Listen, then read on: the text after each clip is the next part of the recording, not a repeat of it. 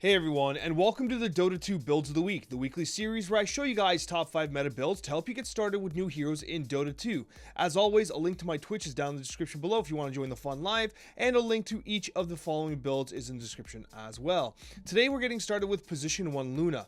Luna is an absolutely fantastic meta carry right now for multiple reasons, primarily because she has a good mix of being able to fight early with Eclipse and also being able to farm excessively fast in her jungle and to push waves and kind of she just farms.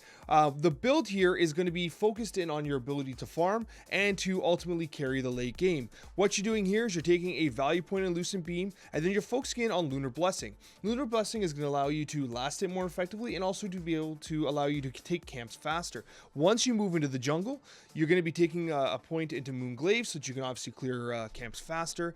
Now, one thing I should say about the skill build is that experienced players and a lot of pros will skip Eclipse at 6. However, knowing that a lot of newer players and lower MMR players do watch these guides, fights happen a little more early and often, so you can take Eclipse at level 6. But if you want to focus on farming, the additional point in Lunar Blessing or Moonglaives is more beneficial than Eclipse.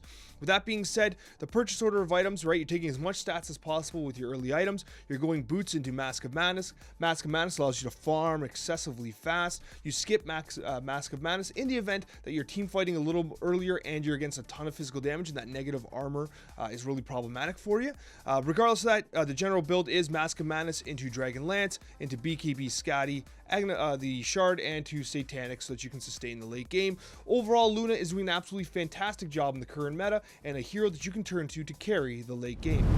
Alright, so I know some of you are going to be pissed off that I'm talking about OD because you know OD's overpowered and everyone's sick of the 5-minute meme hammer getting, dominating their mid. But it goes without saying that OD is in a super strong place right now. He is a phenomenal hero, likely to be nerfed in the next patch, so get the games in while you still can. The build has been consistent all throughout this entire patch cycle. It's a value point of Astral Orb into S6 Flux into Astral Imprisonment.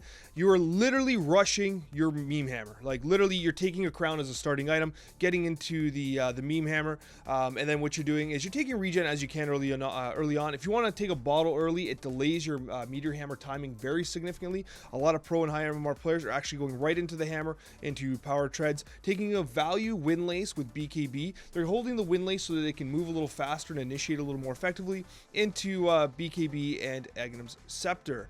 With that being said, OD is in a place right now where he is just immensely powerful. He's a hero that if you're a mid player, you can turn to absolutely dominate. With that being said, he's also being played in the off lane, but in mid, he is a complete tempo creator and a hero that is capable of solo winning the game. Next, we're talking about Position 3 Spirit Breaker. This was requested by someone in Twitch chat because they were saying, Alex, we are facing Spirit Breaker after Spirit Breaker right now. What is happening? And it's because he's super strong. He has an excellent item build that really amplifies his mobility and his ability to set up ganks, and he is scaling extremely well with farm right now. The build up is you take Greater Bash into a value point of Charge of Darkness and Bulldoze, focusing in on Greater Bash and obviously taking Nether Strike, which is a BKB piercing ability that allows you to kind of set up and finish ganks and kills. With that being said, it's similar to the Position 4 variant. However, you are taking Quelling Blade early, you're taking some stats early on, and you're seeing more bracers than usual. These stat-based items like the Wraith Bands, the bracers, and the Null Talisman, they're kind of niche, but you're seeing it on the Spirit Breaker 3 into Phase Boots because obviously movement is beneficial for him, and you want to go Shadow Blade into his Aghanim's Scepter. From there, you're getting the Aghanim Shard into Yasha Kaya, which is amplifying his abilities to great effect while also giving him the spell amplification and the regen and attack speed. It's a great item on him and one that he is finding a lot of success with while also amplifying a lot of his abilities into BKB later on.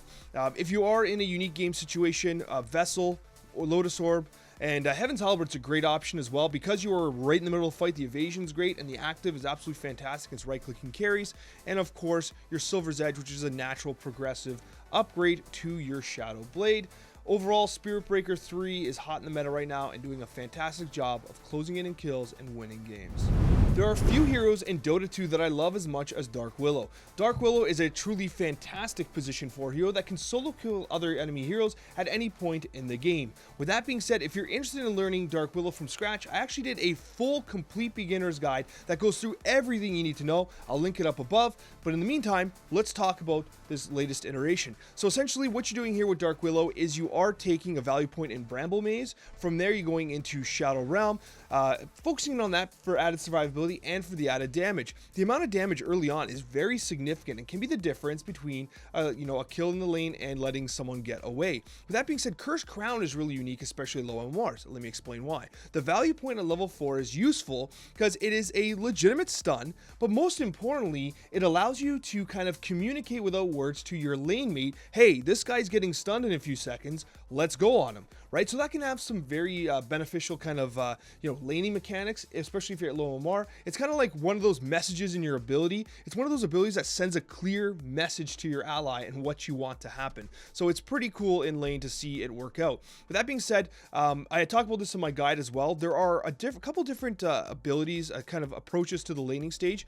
If you feel like you are in a position where you could win the laning stage and you can harass them, you have a, you're with a Mars or someone that is a very strong laner that can harass the enemy very effectively, I recommend you go with a Blightstone and this harass starting items.